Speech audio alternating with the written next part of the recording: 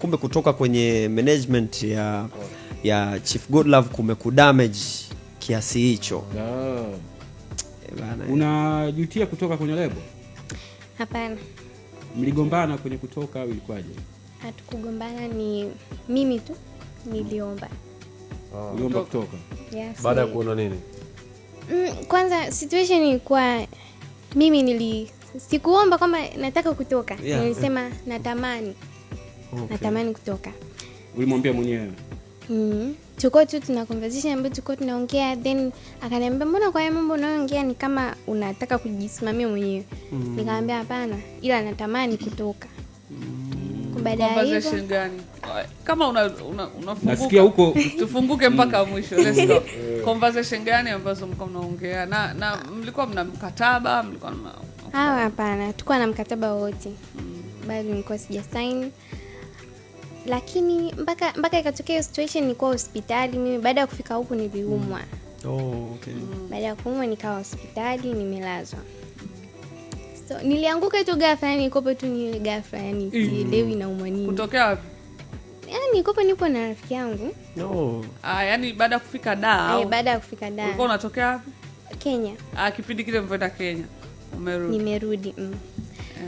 So nikaa nimeanguka, afu mtu pekee ambaye alikuwa ni wa kutusaidia hapo ni baba. Simu yangu, yani Chief Godlove. Simu yangu mimi ili ufungue ni unaweka tu fingerprint. Kwa hiyo rafiki yangu akawa amechukua simu kaniweka hivi kidole, kafungua, kamtafuta. Baada ya kumtafuta akawa amemjibu.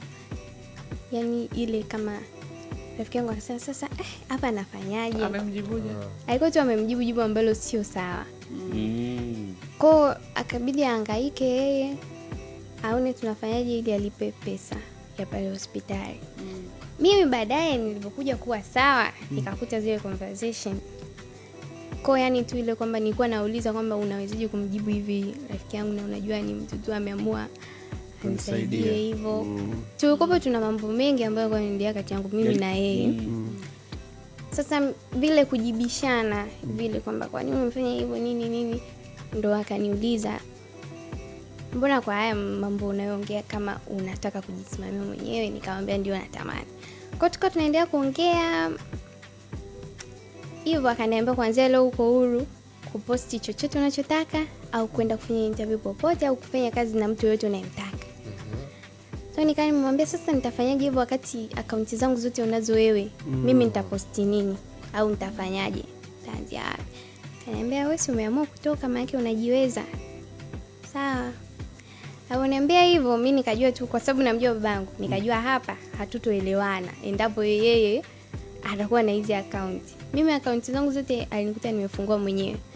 Kwa nini nilichokifanya ni nikabadilisha password na email. Nikamwambia rafiki yangu nitajie namba yako ya simu kwa sababu hii namba yangu alisajili yeye. Kwa nitajie namba yako ya simu nibadilishe. Lengo langu lilikuwa endapo mimi ndo nitakuwa na zile account ni rahisi mimi na baba kuongea. Lakini endapo yeye akiwa na zile account haitakuwa rahisi mimi kuongea kwa sababu ndamkuta wapi? Nitaongea naye vipi? Baada ya hapo, kwa sababu unaongea naye kwenye Instagram au? Tunaongea kwenye simu. Okay. Baada ya hapo akawa ameendelea kutuma message, nikajua tu hapa baba amepanic. Sasa mimi niko hospitali, ngoja nilale. Nikawa nimeizima simu kabisa, nimelala. Nimeamka asubuhi hiyo saa 4 ilikuwa nakumbuka. Najaribu kuwasha data, nakuta simu yangu inaandika no service. Line yangu inaandika no service. Kwamba imefungwa tayari. Nikajaribu kuingia hivi labda bando sina au ni mtandao tu unasumbua mtandao wa simu yangu, lakini wapi. So nikamwambia rafiki yangu hebu ni hotspot. Kwenye hotspot ninaingia WhatsApp nakuta sina pia account ya WhatsApp. Kwa hiyo nikajua tu kwamba ile namba wamerenew. Hivyo huko. Kwa baada ya hapo naingia mtandaoni nakutana na taarifa ya kwamba haupo tena kwenye lebo. Haupo tena kwenye lebo, hatumsimamii tena.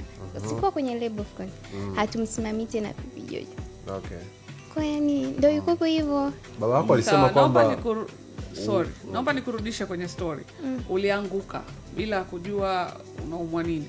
Baada ya kwenda hospitali mpaka ukalazwa. Hospitali walikwambia unaumwa nini? Waniambia pressure imeshuka. Pressure imeshuka. Okay. Na ulilazwa siku ngapi hospitali? Siku 2 tu. Okay. sababu ni pressure. Umekuwa na shida ya pressure kushuka maybe before? Hapana.